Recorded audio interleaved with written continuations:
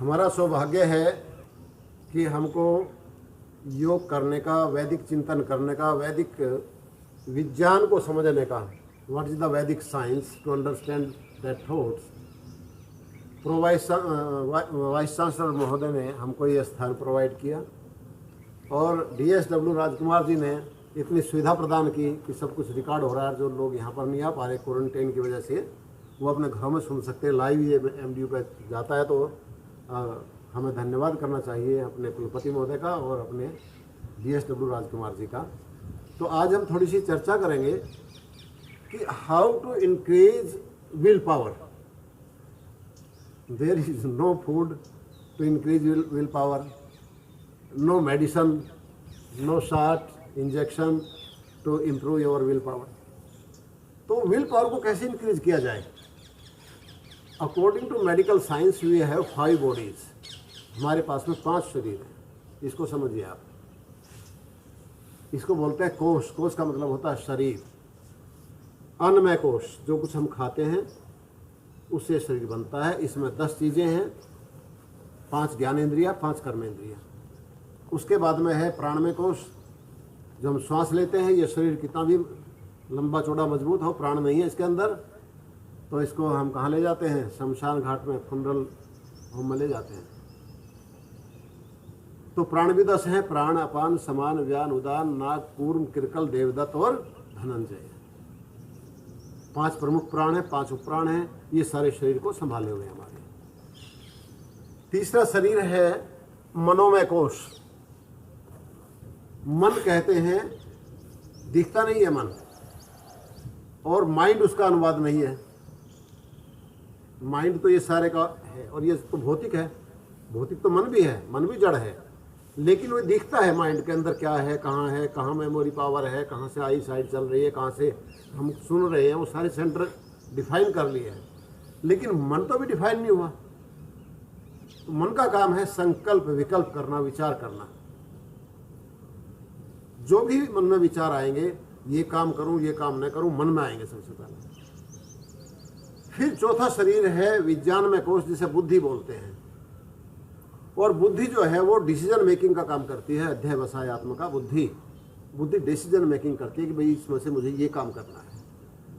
करती तो आत्मा ये डिसीजन सब ये, लेकिन आत्मा के ये साधन है काम करने के। आत्मा बुद्धि के थ्रू डिसीजन लेगी, मन के थ्रू विचार करेगी, तो करती आत्मा ये सारा। हाथ के थ्रू काम करेगी, नाक के थ्रू सूंघेगी। सूंघती आत्मा, सूंघते हम ही हैं जो इस शरीर में बैठे हैं, इस शरीर से भिन्न है। तो वो 5वां स्थान है, 5वां कोश है, जहाँ आत्मा इस शरीर में रहती है।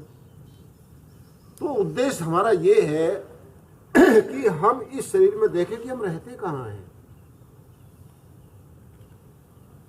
हम वो नहीं देखते। उपनिषद में एक बात आती है कि प्रांचिखानी व्यतिनत स्वयंभूस तस्मात् प्रांग पश्यति नान्तरात्मन। कहते हैं कि खानी कहते हैं इंद्रियों को। परमेश्वर ने इंद्रियां बाहर की तरफ खो दी है, इसलिए हम बाहर देखते रहते हैं। कान बाहर का शब्द सुनता है, आंख बाहर का रूप देखती है, नाक बाहर की गंध सुनती है, जीभ बाहर का स्वाद चखती है, स्किन बाहर स्पर्श करती है ना जी। तो परमात्मा ने बाहर की तरफ खोदी हुई है सारी इंद्रियों के छेद जो है बाहर की तरफ बना रखे हैं, और ये बाहर की तरफ की चीज को ग्रहण करती रहती है, अंदर को झांकती नहीं कभी। कश्चित धीर है प्रत्येगात्मा नमवेक्षत। कोई धैर्यशाली लाखों में एक व्यक्ति है जो अंदर झांक करके देखता है, और जो झांक करके देखता है वो निहाल हो जाता है। उद्देश्य तो सुख और शांति प्राप्त करना है ना। उद्देश्य क्या है? सुख और शांति प्राप्त करना। और सुख और शांति बाहर के पदार्थों में सुविधा तो मिल जाएगी आपको, थोड़ा सा सुख भी मिल जाएगा, लेकिन वो परमानेंट नहीं है। जैसे भूख लगी, आपने बहुत स्वादिष्ट खाना खा लिया, आनंद आ गया, लेकिन 4 घंटे बाद, 5 घंटे बाद फिर भूख लग जाएगी, फिर खा लिया, फिर भूख लग जाएगी। मतलब बाहर की स्थिति क्या है कि एक सुख भोग लिया, उसके बाद में वो फिर दुख में परिवर्तित हो जाता है। समस्या यह है बाहर के सुख की। लेकिन जब आप अंदर झांकते हो, आत्मदर्शन करते हो, ध्यान करते हो, तो आपको परमानेंट सुख मिलता है। और आपकी सबसे बड़ी बात क्या है? ध्यान करने से, गायत्री का जप करने से, ओम का जप करने से आपकी विल पावर बहुत अधिक हाई हो जाती है। इच्छा शक्ति बहुत अधिक हाई हो जाती है। फिर आपका एक ओरा बन जाता है, और उस ओरे में जो जो आ जाएंगे वो सब आपसे प्रभावित हो जाएंगे। और जिसकी विल पावर इस संसार में जितनी है वो व्यक्ति इस दुनिया में उतना ही सफल है। ये बॉडी का कोई मतलब नहीं है। रेलवे रोड पे आपने देखा होगा, आज से 10 साल पहले एक व्यक्ति था जो कि कितना था, 6.5-7 फुट लंबा था, लेकिन करता क्या काम था, वो दुकान का आगे खड़ा रहता था ताकि ग्राहक आ जाए उसे देख करके दुकान की बिक्री बढ़ जाए। क्यों? उसका जो विज्ञान में कोश था, बुद्धि थी, और जो मनोमय कोश था वो बहुत कमज़ोर था। न तो उसके अंदर विल पावर थी, न उसके अंदर एजुकेशन थी। तो शरीर सही था, वो कैसे बन गया परमात्मा के उससे, और वो बस एक खेल का साधन बनकर रह गया। और महात्मा गांधी कितना था? 150 किलो का भी नहीं था मेरे ख्याल से, 150 किलो का सारा होगा, उससे भी कम ही होगा। और उसकी विल पावर कितनी थी? लाखों लोग इकट्ठे हो जाते। ये बात अलग है, कुछ लोग उनके विचारों से सहमत हैं या नहीं है वो बात अलग है, लेकिन अगले की विल पावर तो थी जो उसकी बात मानी जाती थी, जनता उसके पीछे होली थी। तो ये क्या कारण था? उसने अपनी विल पावर को डेवलप किया था। कुछ जन्म जन्मांतरों से डेवलप हो जाती, कुछ साधना की। उसने योग के जो यम और नियम हैं, अहिंसा, सत्य, अस्तेय, ब्रह्मचर्य, अपरिग्रह, ये 5 यम हैं, मतलब सामाजिक अनुशासन के नियम, और 5 अपने अनुशासन के नियम, सोच, संतोष, तप, स्वाध्याय, ईश्वर प्रणिधान, ये नियम है। तो यम का 2 का ही पालन किया था महात्मा गांधी जी ने। किसका किया था? अहिंसा का और सत्य का। मैं बड़ा आलोचक था पहले महात्मा गांधी का, लेकिन जब उनकी आत्मकथा मैंने पढ़ी, मैंने आलोचना करनी छोड़ दी। भाई वो आदमी साधारण नहीं था। मतलब उसकी पुस्तक पढ़ी, सत्य के प्रयोग, आप पढ़ के देखो उनको, बहुत गजब की है। वो ये कहता है कि मैं बचपन में था तो माता पिता ने मुझे धमका दिया, मेरा एक रिश्तेदार आया हुआ था मेरी उम्र का ही, हम दोनों का अपमान महसूस किया। हमने सोचा चलो सुसाइड करेंगे, इनको भी सबक सिखाओगे। हम सुसाइड करने गए तो मरा ही नहीं गया, अकेला मरना तो बहुत कठिन है। कहते उस दिन मेरे जीवन में ये समझ में आया कि मरना इतना आसान नहीं है, सुसाइड करना। फिर ये काम, ये जो भावना थी, जो मरने गए थे, कहते मेरे सामाजिक जीवन में, जब मैं राजनीतिक जीवन में आया, सामाजिक जीवन में आया, तो बड़ा काम आया मेरे। लोग मुझे आकर धमकी देते थे कि हम सुसाइड कर लेंगे यदि आपने हमारी बात नहीं मानी। मेरे मुंह पर हंसी आ जाती थी कि मर ही नहीं सकते, जिसे मरना होता तो आओ ये बेशक मर जाओ। जो घोषणा करके जाता है ना कि मर जाऊंगा, वो मर ही नहीं सकता। तो मैं हंसता था बैठ करके कि ये धमकी दे रहा है, और मैं उसके दबाव में नहीं आता था इस बात से, क्योंकि मुझे पता था मर ही नहीं सकता है। तो ये जो विल पावर है, ये विल पावर किससे डेवलप होती है जी? ये विल पावर डेवलप होती है प्राणायाम से, प्राणों को कंट्रोल करने से। विल पावर डेवलप होती है मन को कंट्रोल करने से। विल पावर डेवलप होती है बुद्धि को कंट्रोल करने से। और ये कंट्रोल कैसे होंगे? देखिए, प्राण और मन का बहुत गहरा संबंध है आपस में। प्राणायाम करोगे तो मन कंट्रोल में आ जाएगा, और मन कंट्रोल में आ जाएगा तो उसमें पॉजिटिव विचार आएंगे। पॉजिटिव विचार आएंगे तो बुद्धि पॉजिटिव विचारों का चयन करके पॉजिटिव काम करवाएगी। आपकी विल पावर हाई से हाई होती चली जाएगी। ये एक साइंस है। कैसे कंट्रोल होता है, मैं इसलिए आपको जब ध्यान करवाता हूं तो मैं ये कहता हूं कि प्राणों को पकड़ो। ये मेरा अपना नहीं है खोज किया हुआ, आप सोचोगे कि मैंने खोज किया है। ये जो बड़े बड़े योगी जिनकी आप पूजा करते हो, महात्मा बुद्ध, महर्षि पतंजलि, योगेश्वर श्री कृष्ण, उन सबका एक ही चिंतन है ये, प्राणों को पकड़ो, प्राणों को पकड़ो, प्राणों के साथ रहो, मन रुक जाएगा। प्राणों को जितना धीमे धीमे करोगे, जितना कंट्रोल करके लोगे, अपनी इच्छा से लोगे, बहुत धीमे लोगे, उतना ही मन आपका रुकता चला जाएगा। कोई विचार मन में आता है, तुरंत सांस को रोक लो तो तुरंत आपके विचार नेगेटिव खत्म हो जाएंगे, विचार रुक जाएंगे, बल्कि पॉजिटिव भी रुक जाएंगे।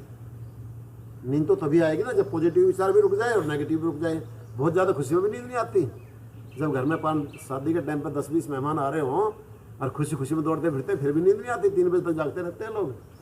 क्यों जी? तो विचार बिल्कुल एकदम रुक जाते हैं प्राणों को रोकने से। सुई में धागा डालो, जब तक श्वास नहीं रुक जाएगा तब तक सुई में धागा डाल नहीं सकते, गारंटीड है।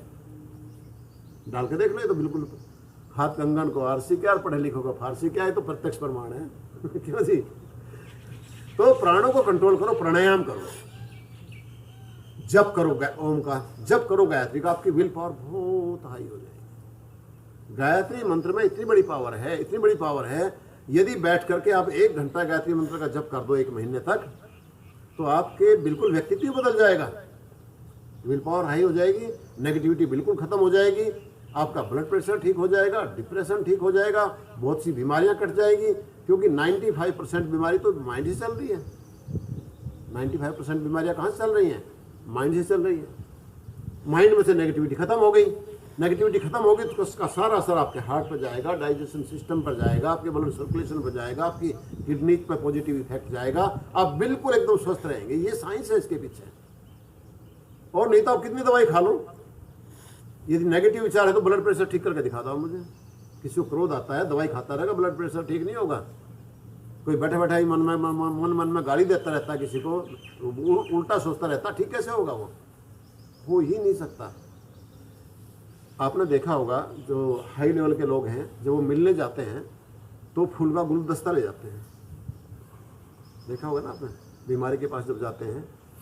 मुझे भी कब पता लगा, जब यहाँ से स्वामी इंद्रवेश जी सांसद बने तो एक बार उनकी तबीयत खराब हो गई, तो राष्ट्रपति के यहाँ से उनके मतलब हॉस्पिटल में गुलदस्ता आया फूलों का, और वो गुलदस्ता इतना सुंदर था कि सबको बहुत अच्छा लगा जितने वहाँ बैठे थे।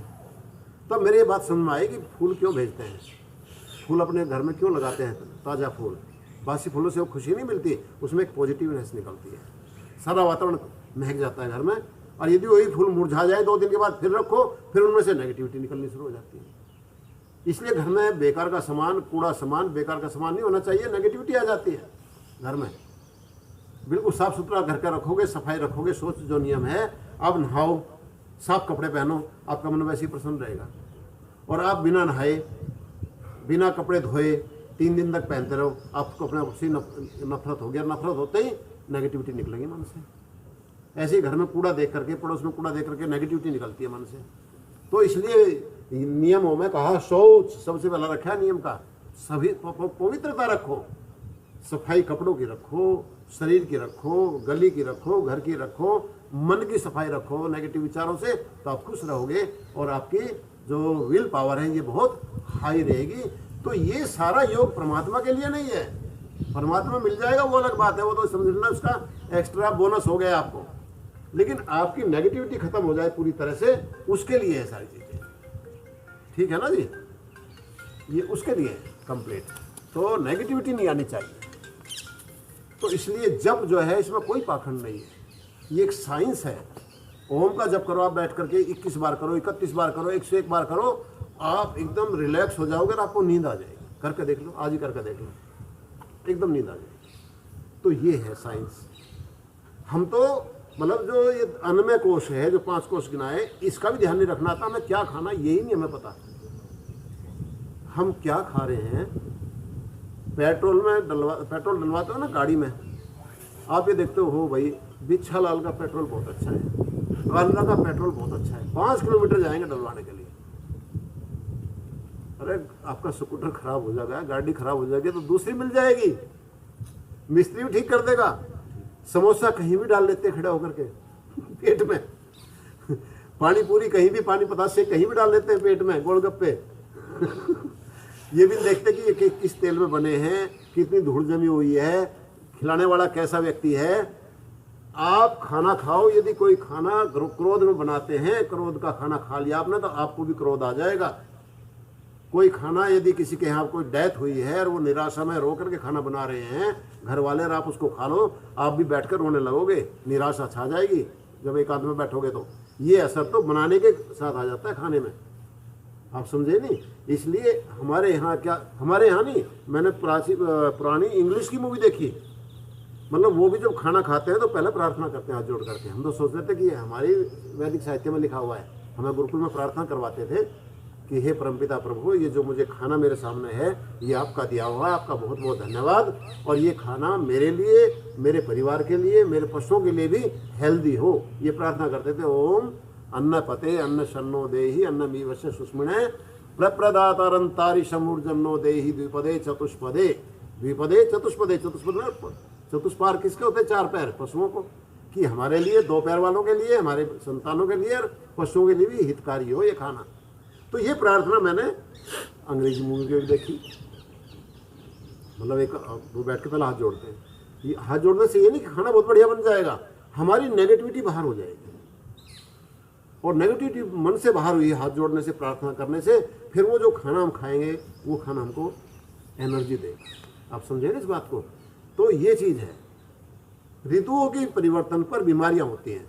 तो हमारे पूर्वजों ने क्या किया कि भी उस समय उपवास रखो तो रोग पच जाएंगे, लेकिन उपवास का भी हमने मजाक बना दिया, स्पेशल थाली बनाने लगे नवरात्रों की। फिर उपवास क्या हुआ, नवरात्रे क्या हुए? स्पेशल थाली मिलती है नवरात्रों की सारे होटलों पर। तो उस समय तो गर्म पानी पियो, भूख नहीं रुकती है तो फिर थोड़ा सा सब्जियों का जूस पी लो, थोड़े फल खा लो, ताकि ये शरीर शुद्ध हो जाए। और जब से ये इन्होंने मजाक बना करके, फिल्मी उद्योग ने बहुत बड़ा योगदान दिया इसमें कि हमारी उसकी परंपराओं की मजाक उड़ाई, हमने वो छोड़ दी उनके प्रभाव में आकर के, और अब हॉस्पिटल भरे पड़े बीमारियों से। पहले आज से 50 साल पहले मुझे तो ध्यान नहीं कि हमारे गांव में किसी को ब्लड प्रेशर हुआ हो, किसी को हार्ट अटैक हुआ हो, किसी को डिप्रेशन हुआ हो। हमें ध्यान नहीं किसी को ये बीमारियां हुई हो जो आजकल की है। किसी को नींद ना आती हो, हमने नहीं सुना था कभी गांव में कि नींद नहीं आती। लेकिन जब से शहर में आए हैं, अब गांव में भी ये समस्या आ गई है। क्यों? उन्होंने सारी नैतिकता छोड़ दी, सारे नैतिक मूल्य छोड़ दिए। तो नैतिक मूल्य किसी धर्म के लिए नहीं है, ये हमारे शरीर को स्वस्थ रखने के लिए है। तो 5 बॉडियों को स्वस्थ रखो, मनोमय कोष को बलवान रखो, विल पावर को बलवान रखो। जितनी आपका हौसला रहेगा, हौसला कहो, विल पावर कहो, जीवट कहो, बात एक ही है, इच्छा शक्ति कहो, एक ही बात है। तो ये प्राणायाम करने से, जप करने से, ध्यान करने से ये बहुत हाई हो जाती है। और जितनी आपकी विल पावर हाई होगी, आप उतने ही दुनिया में सफल होंगे, नहीं तो सफलता नहीं मिलेगी।